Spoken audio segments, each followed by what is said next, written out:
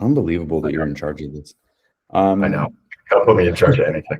I don't know what I'm doing, but I'm confident I can get it done. I mean, that's the whole point of what we're talking about, is neither of us know what we're doing and trying to figure it out. So yeah. Where are you at with your stuff now to turn to business?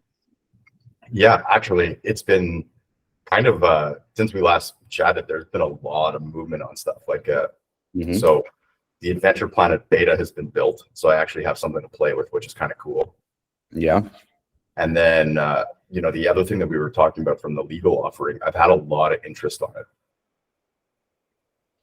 So I just got a notification from you for a call at 11. Oh, well. Yeah. Yeah. So there's just been like a crazy amount of stuff going on.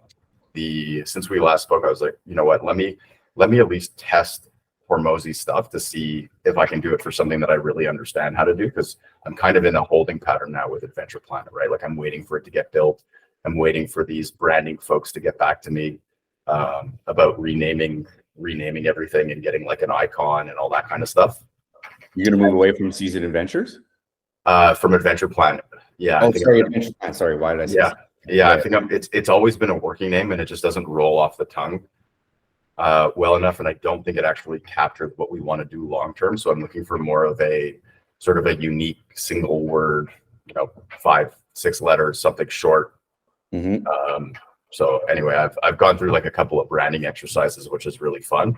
I had a buddy of mine who works at a video game company, and they rebranded their team. They spent like 3 weeks and a lot of money to do it. And so I kind of get how it's done, and they haven't gotten back to me yet, but I'm supposed to talk to a couple of people about this rebranding stuff. So that's going on there. But at the same time, I wanted to, because I can't really start marketing heavily until like the app is almost ready to go. And I probably actually won't start until it's launched, but I want to get the name sorted out sooner rather than later, and like the color scheme and the absolutely. Just because like the icon that's currently on the beta, I don't love it. It makes it too mountain bike-ish.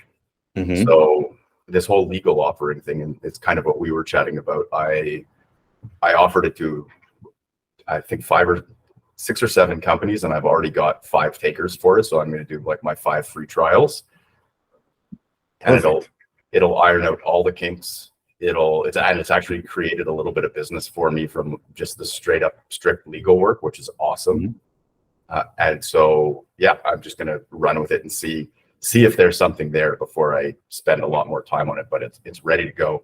And as I said before, I actually have a contract that you can use for your stuff. So yeah, that was chatting with Peter, and he was saying how it's cool. Over the last 4 years, he's kind of made that transition to do that as well as kind of a consultant and become a real niche expert in accounting. And I love that he's got like he's such an interesting character, like just to begin with. And then he's also so fashionable. Like he was rocking those fucking huge sunglasses and everything. Like it's just, you don't expect it out of him. You know what I mean? No, Peter is full of surprises. If you were to look at what he is on paper, you'd be like, oh, okay. And then you sit down and you chat with him and you're like, oh, there's a lot of layers to this man, and he is very intelligent. Yeah, it's awesome. He was, like we were sitting by the campfire and just kind of like, hey, what's going on? And then he just like started really poking and prodding about, like, not in a shitty way or a negative way or anything, but just started asking a lot of questions about my thing. And then I was like, dude, like, you're just asking me about you. Like, what's going on with you? Like, what are you doing? And he's like, oh, well, I'm actually doing the same thing, but from a different. I was like, well, you could have said this an hour and a half ago. You could have maybe framed our conversation. He sent me some resources and things like that. And he was, he is solving much more high level problems, I think, for businesses that just have a lot more money. And one of the things he was saying, he's like, how are you gonna convince people that it's worth it? Are you gonna have, like, what kind of guarantees are you gonna give, and make sure you have a terms of service agreement and all this stuff? I don't disagree with that stuff, but when you start putting contracts in front of people, especially restaurateurs, they start to get even more nervous, right? Yeah. And there will be even more pushback. So I think what I would probably want to have is have it but I would probably just want to have more of a quick and dirty letter that says like, I'm hiring you to do this. We agree to these payment terms as the work is completed over this period of time or whatever. Yeah. As opposed to a couple page document or a 10-page document where they're going to be like, this is too intense for me, I'm out. Right. Yeah. And I think there will be a point where there will be, you know, hopefully a bigger company that requires something like a master terms of agreement or service agreement. But like, I don't know if that's the best place for me to spend my time currently. I think I need to get somebody in as a client and have them just sign something really, really simple, you know? So there's a really easy solve for that. And it's good that you're flagging that early, because putting contracts in front of people does make them a little bit hesitant, especially if they're not well versed. And it's like, they know how to run a restaurant, or, you know, they're running a restaurant. They're not a lawyer. They don't want to hire a lawyer. But basically what you do is you get your order form. And it's like, hey, this is what I'm doing for you. This is what it's going to cost. And then in the order form, you have a hyperlink that just says, these are the terms and conditions that govern agreement. So all you have is a one pager. Most people are so conditioned to not read terms and conditions that it's there. And I can help you set that up. That's no problem. Yeah, I think that's going to be the easiest way to do it, right? And then you just have the terms on your website and it links to that, because you're going to be sending all this stuff digitally. You're not going to have paper. And well, like I might, to be honest, you know, the more I think about it, the most success I've had so far is basically door knocking, right? Yeah. It's to have meetings with, you know, friends and colleagues in the industry, and just kind of talking about what I'm going to do. There's a lot of interest, which is great, but there's no one that's yet signed on the dotted line.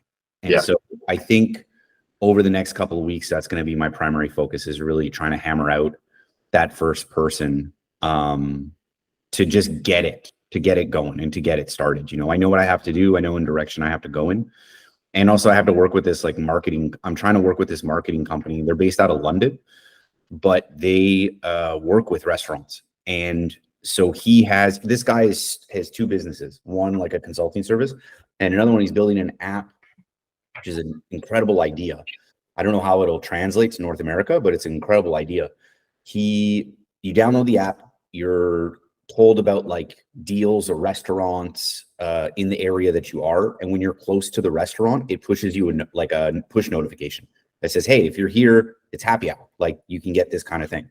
Yeah. He's attaching that to like a blog system and a whole bunch of other stuff. And so part of working with him is he's like, we'll feature you on this app, but we aren't in North America yet. He's like, we're growing, we're getting there, but we're not there yet. And I was like, well, when you do get here, that'll be amazing. And I don't have a problem flying across to London. I've never been there before. So that would be cool. That'd be awesome. And also, I mean, look, it sounds like what you're doing too, you can do virtually. Like, yeah, absolutely. It's better you to be boots on the ground, because that's always a better way to discuss with people. But you know, when you're breaking down like the hard technical parts of administrating, like the administration of a restaurant, why not? Yeah, 100%. I think there will be, I think anywhere in Canada, I will try to go in person. And I think for most places in the US, I'll try and go in person. Once we start getting into other countries, like the EU and stuff like that, it might be a little bit trickier. Just from a standpoint of like, that requires a lot more planning, you know, like if someone next week was like, hey, I want to hire you, like, here's a bunch of money up front, come to Toronto. Like I can be on a plane in 2 days, you know what I mean? It's not a big deal, but it's a lot harder to try to get across the ocean. There's just not as many flights and stuff like that. So yeah, and it's way more expensive, right? Like your profits decrease significantly unless the client is willing to pay for you to like pay for your travel expenses, which I would assume is probably on the I mean, to be honest, I think I would not have them pay for it. I think the first initial one, like if we're at the point where I would fly to like another country, I think we're well on the road to becoming a client, right? Like I've done enough due diligence that I'm not spending a couple $1,000 to get out there to be told no to my face. Yeah.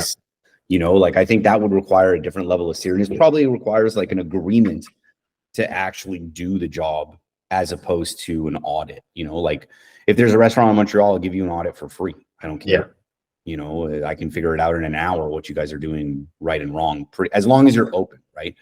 And I think, to talk about a different topic, I think that's going to be the hard part, is getting people to be honest and open about what their problem is, because I think everyone is too proud, and they also don't necessarily want to be told that they're wrong, right? Like, you open up a business because you feel like you have the answers and you have a vision that you want to execute, and it's hard to admit when you're struggling. Yeah, but granted, this is like a job hazard of mine, but I think wording is very important.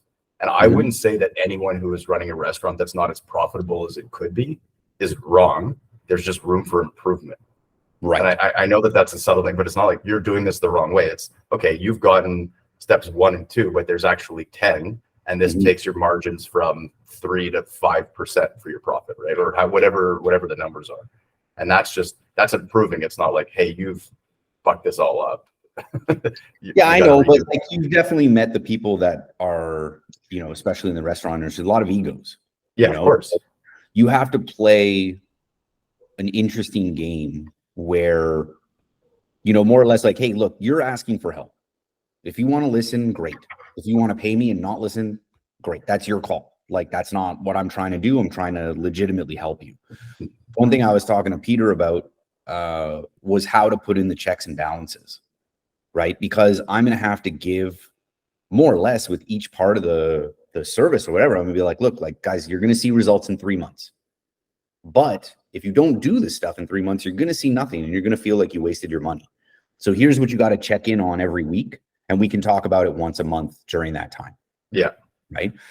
But, you know, right now with the business coaching thing that I'm going through with that founder course, there's like a weekly update that they ask you to fill out a form.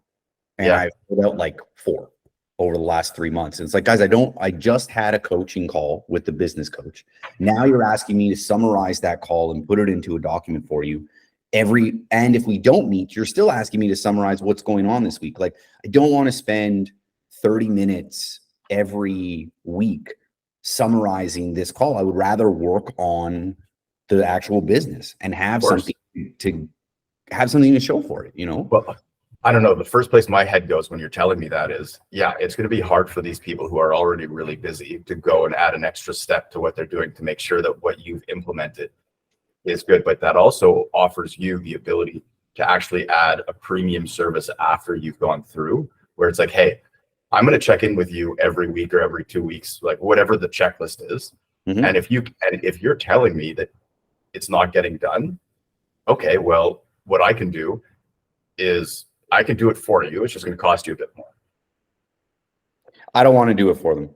No, I know you don't want to do it for them, but if you do that for, say, the 3 months for one of these clients, and just, I mean, because I'm thinking about this for the legal offering, is if you do this for the 3 months and then they see the result in 3 months, it's actually better for your business long term, because they're like, oh, this actually works. Maybe I should be doing it. And Mike took care of it, but now I don't want to actually pay Mike to be doing this, but I've seen the results and the value. Because if you don't do it, the consequence is they spent this money on you doing something and then they don't see the results because they're not doing the work. So now they don't think that you've added any value and they've paid you a bunch of money.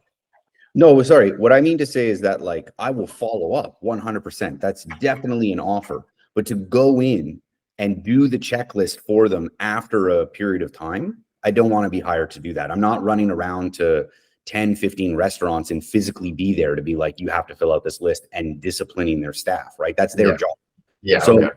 But in terms of like checking in, absolutely. If you want to, you know, like something that's super affordable for everybody, and just kind of like, look, let's talk for an hour every 3 weeks or something like that. Like something that's very low time commitment and low money commitment for them.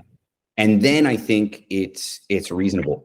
But for me to start going into the restaurants for them after a period of time, like, fuck that. I can't do that. Then I'm their employee. Yeah. You know? So I have that, and that'll be hard, right? That's going to be hard for me to create that separation where it's like private contractor versus employee. Yeah. You know? I mean, the other thing that I immediately think of, if you're you said going in there and disciplining their employees. So the question then becomes is, you're talking to the owner or whoever is the manager, whoever's in charge of this restaurant to do this to make it more profitable. But their employees are going to need, to do like be part of the process to a certain degree by filling things out or whatever it is. So the question then becomes is how do you get their employees to have buy-in to actually use what you're providing, right? Because for them, it's just more work. Well, that's the thing, is that it shouldn't be more work. It should be easier, right? The idea is to make things easier, right? So if it's going to be something like systems and structures putting into place and like team training and team building, that's going to require more hands-on. That's not really going to be an easy virtual task to do unless someone is like, hey, I know how to manage a team. I just don't have time to get organized. Can you help me get organized? That's different. But I think if it's going to be something where there's pushback for the team, that's on the owner to start fixing it, right? I can say as much as I want, guys, this is going to make your life easier if you start doing it. But at the end of the day, it's the owner that has to sell that as well. The owner has decided to make these changes within his business. I can only guide his staff or her staff or their staff as much as they'll let me, right? At the end of the day, I won't be there. No, but there is, I agree with you, but the reason why I'm pushing back right now is because, like, if your offering doesn't work, there's no value, right? So the question is how do you ensure that your offer works? Like, yes, the owner is going to need to implement all this stuff, and they're going to need to get their staff on board, and that's a lot of steps for them to do, right? Like, they're already probably in a spot where there's too much work for them to do, and now there's more work on top of that. So how do you implement this in a way where everyone is on board day one without the owner having to do that much more work to get them? And this is 100% a leading question, because what I'm doing with my legal service is I'm meeting with the boss, and I'm saying, tell me who your most important players are in all these different departments, right? Your finance, your builder, your sales, whatever it is. From that, I'm using them to say, okay, within your team, give me the name of someone who's really experienced with boots on the ground, a really experienced manager. Now because you're the strategy person, and it might all be the same person. And then I talk to each of those people and say, tell me what your problems are. And then I'm going to figure out how to fix that. So this is kind of like my audit phase of how their documents are structured within the organization.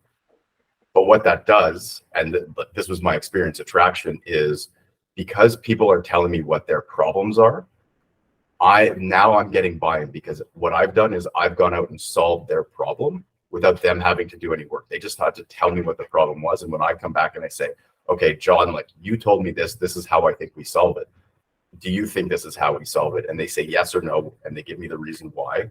And then all of a sudden, when I implement all these procedures and new documents and how everything is going to work and train them, they already have paid with their time to be invested in it. And they know that it's for them. It's not just me telling them, hey, this is something new that'll make your life better. This is, you told me you have a problem, I fixed it. Here you go. Here's the tool. And now the boss who hired me doesn't have to convince them that this is the right thing, because they've already convinced themselves that it's the right thing. So they're more likely to use it because it's designed in a way to serve them. And what I'm hoping is that these are only minor tweaks for each organization, but ultimately, and so I can just kind of copy paste with a few tweaks and outline it. But that's like the whole purpose of my audit phase with the documents, is to get people to buy in, as well as obviously to improve the system. But it's kind of two birds with one stone sort of scenario. Yeah, absolutely. I don't disagree with any of that. And that's definitely part of what I plan to do. It's not me telling the owner and I'm like at a distance and no one knows where these new directives are coming from or whatever. It's definitely about going into the kitchen and being like, hey, like, what's your problem? Like, what's the deal with why we're behind on this? Or what do you feel is your struggle of the day? Or because every restaurant is going to be completely different. I don't think there's going to be little tweaks that I will be able, I think there will be very small tweaks I can do for multiple businesses. But I think overall, each one will have a different problem. Maybe the owners are too organized and they spend so much time trying to organize and build a schedule, they don't actually do anything for the business because they're micromanaging everybody's time. And the staff is like, yo, can you just let me do my job? How that works in terms of micromanaging then is you just give them a prep list and be like, here, this is what I think you got to do during the week. Just fill it out so I can see that you're on track. Yeah. And it's those kinds of things, but you won't know until you get in the door, and you won't know that without asking the team. So 100%, you have to talk to everybody that's going to be in there and get an assessment of what's going on. In terms of team buy-in, because I'm going to be coming from a perspective of like, I can speak your language. If someone's like, oh man, it takes me 6 hours to make tomato sauce. It's like, no, it doesn't. It takes you 30 minutes and it takes 5.5 hours for it to sit on the fucking stove. It does not take you 6 hours. Like, you're making shit up, So I think there will be a little bit of pushback for sure from staff, because it'll be a lot of like, who the fuck is this guy? And that's fine. It won't be the first time that I've been told, who the fuck is this guy? Yeah. No, that's good. I mean, it sounds like you're implementing that in the audit process anyway, so that's good. Exactly. I didn't fully understand that that's what you were doing, so that's good. Yeah. I think in terms of the audit system, it would be very much like probably going for dinner or lunch at the restaurant, eating, seeing how the service staff works, then speaking with the owner and kind of like seeing how I can get in the kitchen to watch service in a way that isn't shitty. Like, even if it's like, oh, this is Mike, he wanted to do prep for a stage for a day. And just come and hang out and like work and do stuff. And then all of a sudden now you're working next to them. Yeah. And you're ideally faster than them. And then because of that, they're like, oh, this guy knows what he's talking. Yeah. I mean, that's a great way to get them to buy in. It's like you get respect because they know you know the job.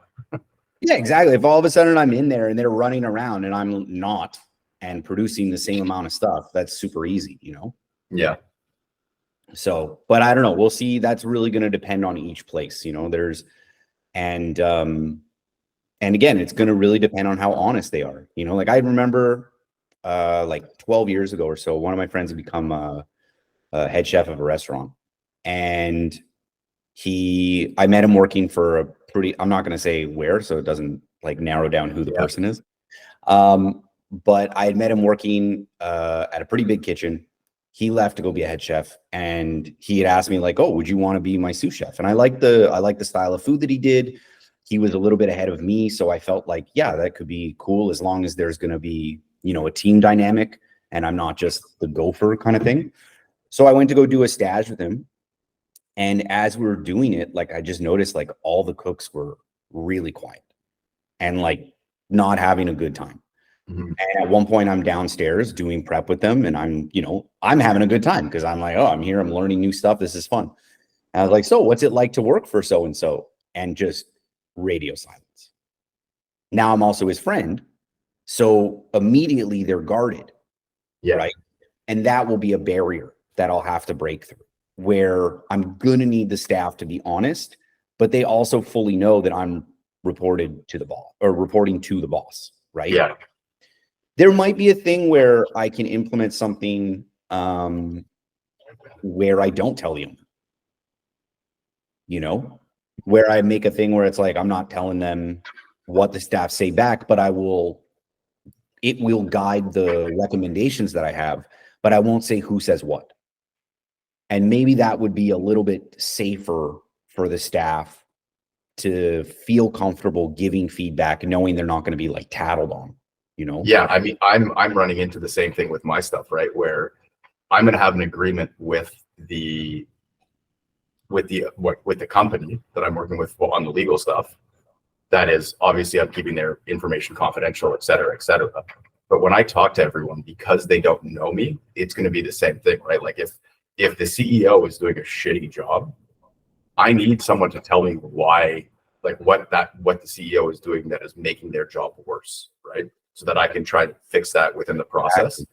And I'm going to be recording the calls that I do with people because it's all going to be virtual. And the question is how do I ensure that I don't tell them? And so the way that I've thought about attacking it, and granted this is thinking like a lawyer, is in the order form with the company, it's like, I have these recordings of your staff. I'm not giving them to you. I'm going to provide you a summary of what I've been told and highlight where the problems are. And I'm also going to tell the staff, like, it's highlighted that this is not shared with the higher ups. They don't get these videos. I'm going to use it so that I can go back and rewatch it after we talk, because there's certainly things that I'm going to miss. And then I'm going to delete them, and your name won't be attached to it. And if you want, I'm happy to sign a confidentiality agreement with you to promise you that I won't tell them who told me what. Mm-hmm. Yeah, unfortunately, I can't pull out confidentiality agreements on 23-year-olds that are cooking. You know, like there is just going to have to be a thing of figuring out and more or less trying to buy in, or trying to get them to buy into the idea, right? Yeah. And unfortunately, I don't have an overall solution for it. I think it will vary from place to place. I think I'll have to discuss with every single team to try to figure out what is the best solution for each one. But, you know, I definitely think like working alongside them for a day, depending on the restaurant, will be the easiest way. Yeah. You know, and that's going to be required if it's building systems and structure. That's actually going to be most of my time is going to be spent in these restaurants with the staff. It's not really going to be spent with the owners. Yeah. You know, so that's going to require a different level of trust as well. So I'm curious, going back to that restaurant that you were working at with your buddy and the staff, there was radio silence. Did you ever find out why it was, what the problem was working for this guy? Yeah, he's fucking intense. He's intense. And I think like when I met this guy, I was in a kitchen with only A players. Mm-hmm. You know, maybe like 2 B players and a C player, maybe. But everyone, out of everybody that was there, half of us opened up a place and the other half are head chefs of places. Okay. You know, like there's no one that really maybe 2 people are out of the industry because one of them had kids and married one of the other people. You know what I mean? Like so he's intense. And I think, but the thing is we were all intense. So it's like, if you're going to a place where a guy is trying to like push the boundaries and introduce places to new ingredients and all this kind of stuff, you got to be intense. You got to be ready to roll, you know? So I'm curious to see where that training will not help me. Mm-hmm. You know, like I have to, and I ran into this with the ice cream because of having, you know, people that were not going to be career people for our shop, was you got to dial it down as much as you can, but you got to provide them with as much information as possible and guidance so that they do it the way that you want. You know, like I had people that didn't know how to pass a mop, right? When they first started. And I was like, look, the floor is all tiles. It's a grid. Just think of it like that. Just pass the mop over the grid. You got squares, break it down into little chunks. There you go. Just cover every square. You know, but that's the kind of level sometimes that you have to like break things down to, and you have to be comfortable not being a jerk about it. I know. Right. And that can be hard. You know, there's another part of me that like, really, I have to teach you how to pass a mop. But then I remember like being 16 years old, working at McDonald's. I didn't know how to pass a mop. Well, that's exactly it, right? You know, but on the flip side of it, if someone is like, do you know how to mop a floor? I'd be like, is this a serious question? I mean, yeah, now. But it's different as a 38-year-old than as a 16-year-old kid. Exactly. So I think probably what I'll end up doing the most for teams to get their buy-in is just kind of being like, look, I'm not calling you an idiot. What I'm saying is that I think I can make your day easier and your life easier. And because of that, I need you to try to do this stuff. Mm-hmm. And if you do this stuff and you see the results, then you're just going to have a better work environment because everyone is communicating properly, you know? Yeah. And tell me if it's not making it easier, because then this is harder. Yeah, exactly. Tell me if this is actually not working. Because in some places, my solution probably won't work. Right? Yeah.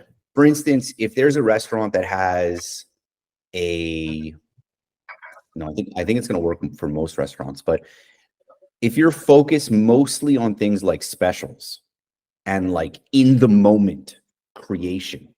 There's a lot of stuff that will be a waste of time, but you will need a framework, but there will be a lot of stuff. Like I was chatting with James about this because James went down a rabbit hole and built basically a whole Excel system for what it is that I want to do, right? And, you know, we were both talking about how you don't lose the magic of food and it's not just about numbers and things like that. I think what ends up happening in that case is you kind of accept that there will be a special that is just about bringing people into the restaurant and it's not about making money. And it's just about that creative outlet for the team. But the rest of your menu needs to be on point. And it's okay if we have one thing, two things that are like, man, in the moment, man, someone called us with all this lamb or all this soft shell crab or all this whatever. And I really want to do this because it's this part of the year. Awesome. Great. Do it. But also know that like, here's a margin that we have to respect. Yeah. Maybe, And that makes, you know, I mean, look, there's lots of very successful companies that run with a loss leader, right? Like the minute you tell me about a loss leader, I think of Costco's hot dogs or their rotisserie chickens, right? Granted, what James is doing is a lot higher level. Yeah. It's like not even the same game. But I mean, there's nothing wrong with that. If it gets people in the door, you're still making your margins off of wine, off of sides, off of dessert, whatever it is. At the end of the day, if you can just break even on a special, I think that's okay. You know, because I think it's a way for the team to be creative and have that bonding experience. And it's also a way for regulars that come into a restaurant very often to try something new. You know, that was one thing that I learned when at one of the first restaurants that I worked, or not one of the first ones, but one of the first ones that I had like responsibility, was people want to try the specials. Yeah, of course. Very much want to try. They're like, oh, what is the kitchen working on? What's new? What's new here? People want that. There are other people that are like, I want the classic thing that's on the menu that's here all the time. I want that. So I think a place that focuses a little bit too much on in the moment creation will be really difficult to help, because there will just be too many variables that they aren't willing to control, right? Because the whole thing is like, no, we're just going to do this. So then, you know, it starts to be like, okay, well, we still like going down the rabbit hole of costing out every recipe won't be worth it for them.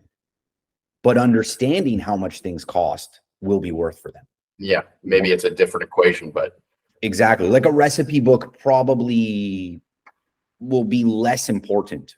It'll be important if they're using similar recipes across multiple different dishes, but it won't be nearly as important as a place that's doing, you know, pizza or fried chicken or even like a classic Italian restaurant or classic French restaurant. You know, like I think there will be things that will just not be useful for certain people. So I have to figure out how to work with that, and maybe those just aren't the clients.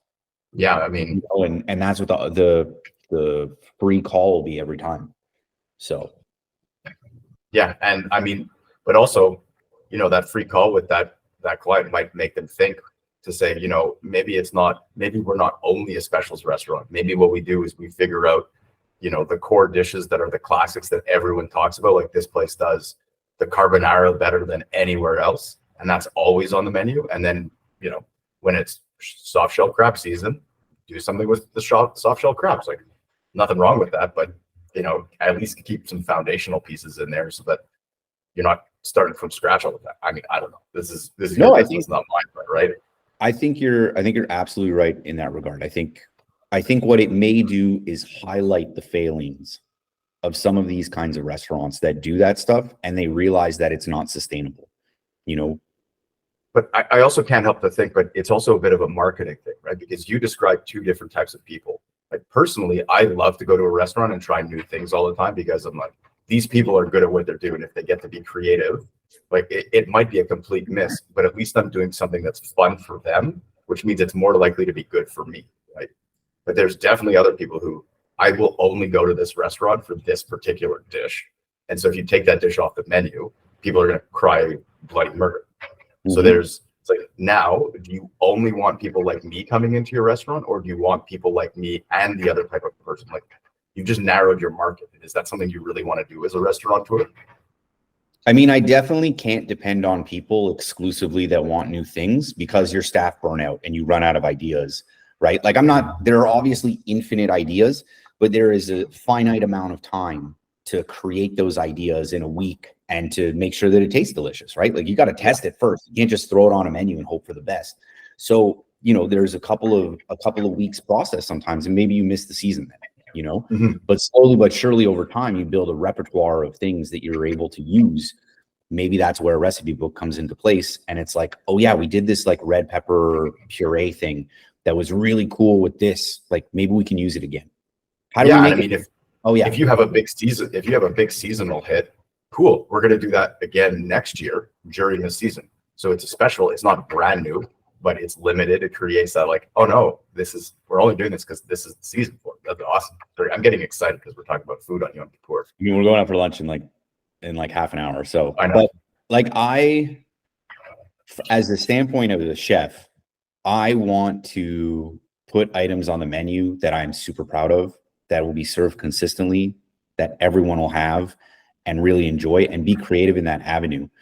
And by the same token, I want to be able to find something new and inspiration and also serve it. But as a diner, I almost exclusively order from the menu. Unless there's something that like really is like, oh shit, like this is, like we're going later to a Japanese restaurant and, there was one point where he had, because it was New Year's, he had uni from Japan. And he's like, I'm not going to get this again for a long time. And I was like, okay, like, let's get that. Like, but I also know what it is. And it's like, there's a different thing where it's like, oh, I'm doing all of these random things. This was a specific product that came from a specific place that's high end and I want it. Yeah. But for the most part, I try to order exclusively from the menu. And that's not meant to say I don't want specials. It's just I feel like those things are tried and true. And sometimes the like inspiration is kind of boring, and it's just a couple of things that are seasonal put on a menu. Yeah. Watch now today we're going to go and I'm going to order exclusively fucking specials. Yeah. But we're also going to a place where the guy who runs it, you're there all the time. Like there's, he's earned your trust in terms of knowing what he's doing. It's not some 100%. Random restaurant, right? Like there's 100%. And that's the nice thing about being regular. Because they might have a new special like, oh, this is interesting, and the chef's like, you're not going to like this. This isn't for you. This is, Yeah, exactly.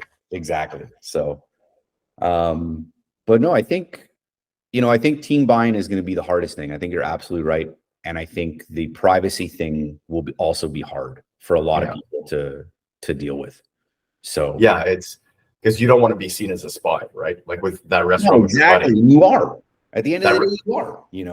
That restaurant with your buddy, it's like, I don't know if this would actually work, but you call me and you're like, hey, whatever, so-and-so, did I tell you that whatever your staff tells me, I'm not telling you nothing, no matter how much you beg it?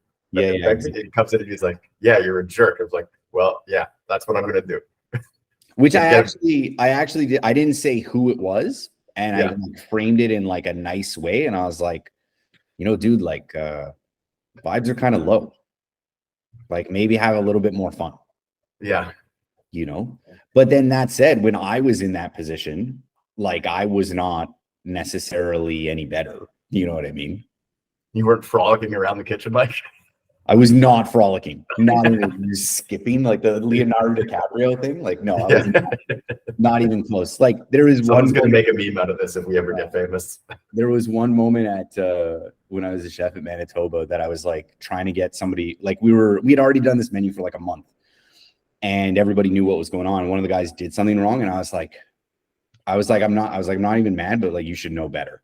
And amongst the rest of the cooks, they used it as like a line on him nonstop. Like he would make a mistake and be like, bro, you should have known better. That's amazing. Like, and it wasn't even like I didn't yell or anything. It was just like, man, we're past this. We have to be past this as a problem. Like, better than that.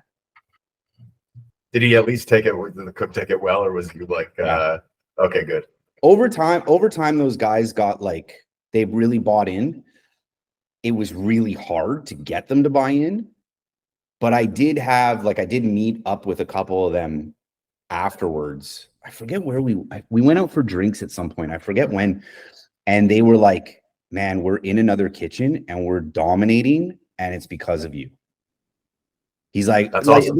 Like they didn't necessarily like apologize for being shitheads, but they did be like, yeah, like now we get why you were so like regimented, because it's you dominate when you're like this, you know. And I was lucky. I also had one guy that went to go manage a restaurant that called me to say the same thing. He started as a dishwasher, ended up becoming a busboy, then a server, and then he was a manager for a couple of years with a friend of his.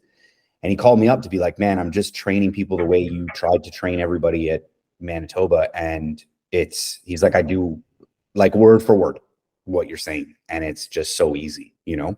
That's incredible. So man, you should get him to give you a testimonial. Yeah, I mean, that's actually I have some work to do on the website. I have to reorganize a couple of things. I'm trying to clarify some stuff. I was really hesitant to use the word consulting. They don't love it. Yeah. You know, but I think I don't have a choice. And so what I want to do over the next little bit is I'm going to restructure the menu bar. Someone pointed out that this was a marketing firm that I was talking to. They were like, the fact that you say catering at the top and you're consulting, it looks like it's a specific tab for consulting for catering. But so I just made it private catering, which I think is a little bit clearer that it's you're hiring somebody. Even like if you read the page, it would be obvious that it comes up as you can hire me to cater for you. But in terms of Google search results and things like that, you need all the right keywords to come up in the right places and things like that. Yeah. So I have to change, for instance, offers to services, and then underneath offers, private consulting, private this, private like consulting, blah, blah, blah, blah. So that's I don't want to UX, and I cut you off. Sorry. No, it's okay. Go ahead.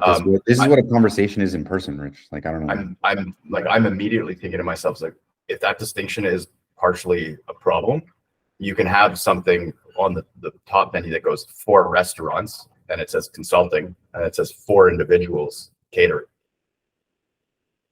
Yeah. Well, what the marketing company actually suggested was creating an entirely new page that's geared specifically towards the catering. I don't want to do that yet. Maybe I'll nest it under services, because it might get just like too long of a menu bar, because I also need to add a resource one for, I want to put the spreadsheets up that I'm developing. I want to put recipes. I'm going to start doing blogs so that those blogs get caught by Google SEO search results. Then you start being able to be referenced by other things. And so I have to start doing all of that. And so there's actually a bit of a redesign that I need to do at the end of the week, and just really clean it up. And it's like clarity wins, right? Don't be of course, be clear. I'm almost thinking that because you're offering two very, very different services, despite them being related, it's a matter of having, you know how sometimes you go onto like an alcohol website or something like that, it says like, there's a pop-up that comes out that says like, are you over 18, enter here, kind of thing. Like there's that pre-screening pop-up. It's like, as soon as you hit the landing page, there's a pop-up that comes up and it says for restaurants, for individuals. And they click on that, and then the site is catered to them, because you're talking about two very different users, even if there's a lot of overlap with the recipes and the blogs, and it takes you to the same thing. But it also allows you to track how many clicks you're getting for each one. Like, are you getting more people for catering? Are you getting more people for restaurants?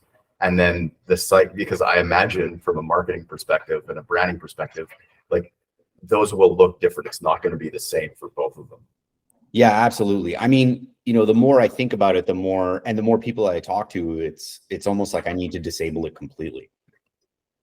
Because it is very much a different thing.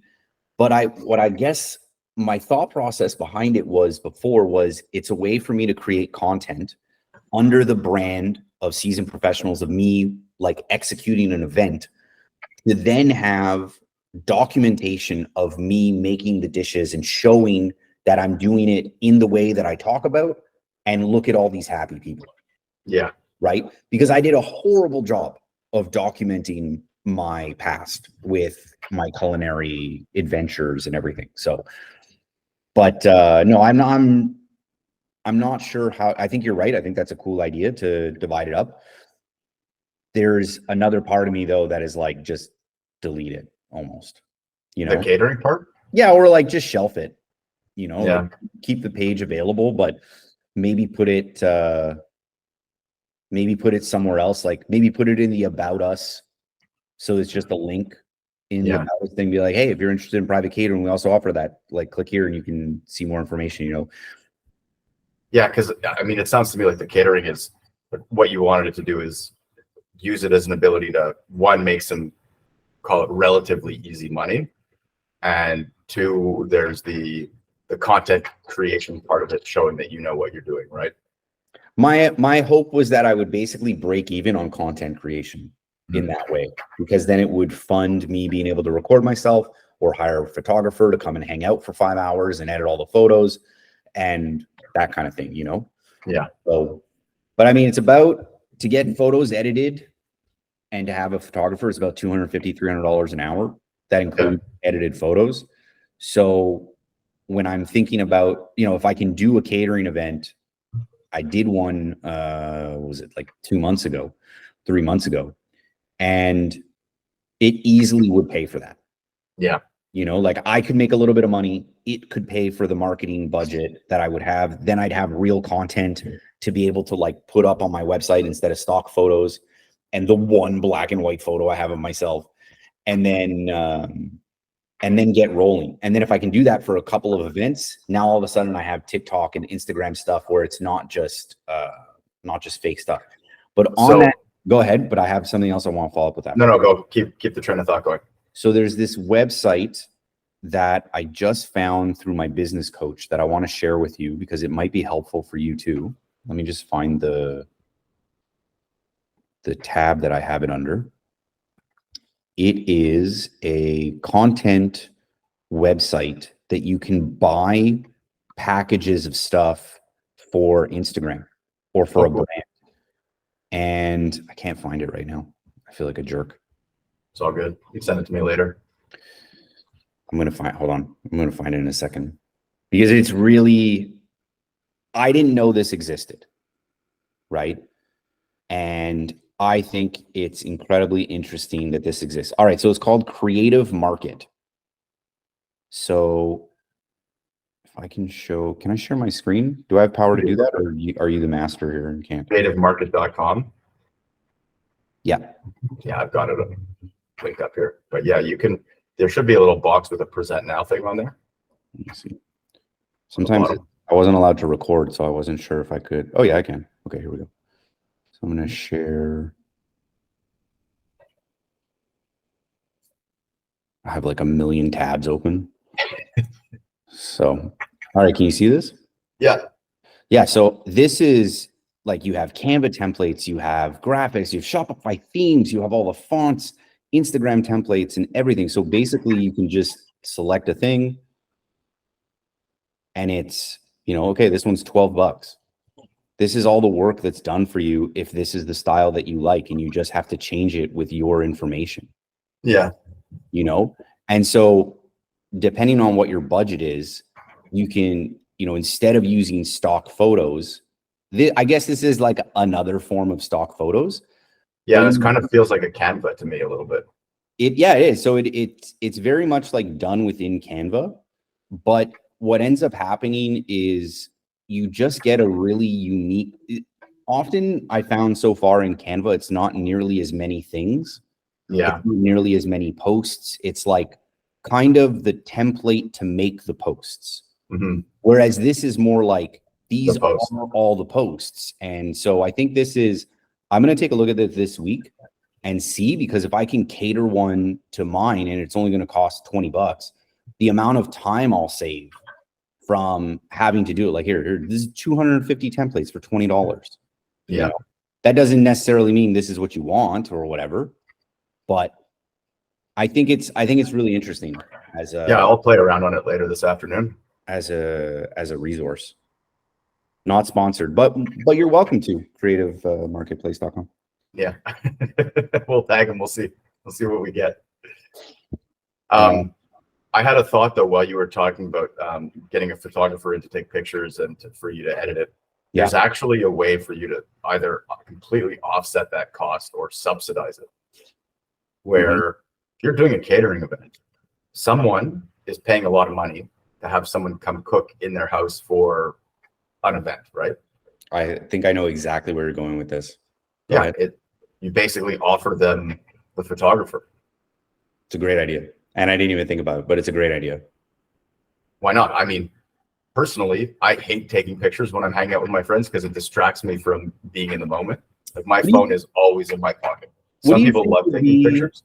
What do you think would be a reasonable amount of time if you have, let's say you have a dinner party for like 6 hours, 4 hours of a photographer?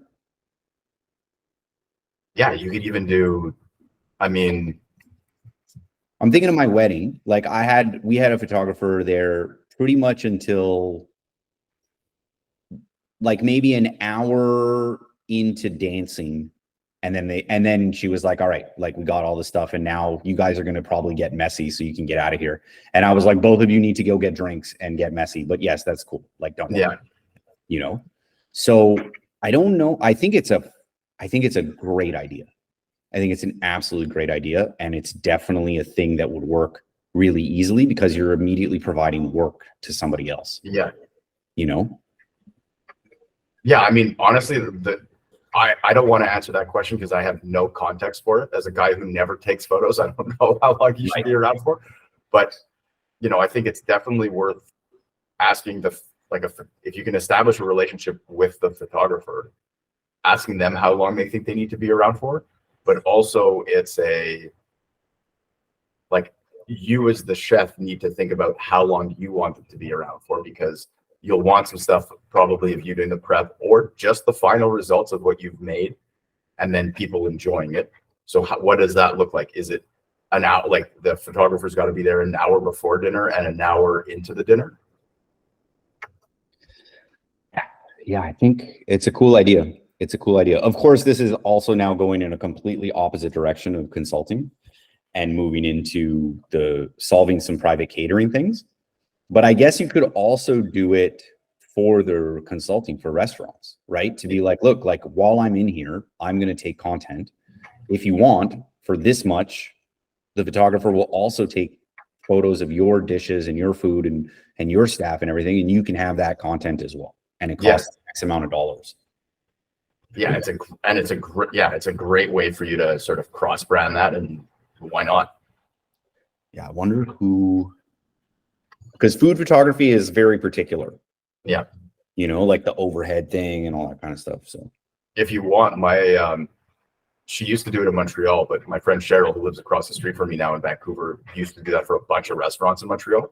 Mm-hmm. She's a marketing guru and loves photography, so she used to do a ton of that stuff. I could ask her if she knows people who she thinks are good in Montreal who do it, because she probably knows a few. Yeah, that would be amazing. That would be amazing, because I think it's a cool way. Like part of my plan with season, well, not part of the plan, but like a core part of the plan is with seasoned professionals over time is to add those services to it, right? And to like take a percentage for the lead or whatever, or bring in like small partners and that's how everybody gets paid or whatever, like we figure it out. But it's to be able to be a one-stop shop, and marketing is by far the next person that needs to come on board, right? Like I'm going to need a marketing partner, because I think it's what restaurants don't necessarily do well, because most of us feel like it's throwing money into a black hole. Yeah. And so I need to find a marketing partner as the next person, because I'm the operations person, Yeah. So, and then I need a financial person. Those are like either finance and then marketing, or marketing then finance. It doesn't matter, but those are the two pros that I need to bring on board to really be able to hammer things and have a really unique team and unique offering, I think. Yeah, I think I should introduce you to Cheryl, because I mean they've got a young baby, so she's pretty occupied with that, but Yeah. she would definitely be a good person to talk to on the marketing stuff, as well as, you know, helping you find someone in Montreal to do the photography stuff. Yeah, that would be awesome. That would be awesome. She's great. I've known her for ages. She lived in Montreal forever. Super interesting woman. Yeah. 'Cause that's the same thing for me, right? Like the marketing for me is a bit of a black hole in terms of my understanding and knowledge and everything like that. But that's good, man. It's good that you're looking at it that way and saying, okay, this is how I can expand my offerings. This is what I'm really good at. And then to do sort of the full package, I need this and this. Exactly. Yeah. And, you know, like I was talking with Leanne about this because, you know, our house has a very particular aesthetic. And I was like, look, like I need to buy a whiteboard.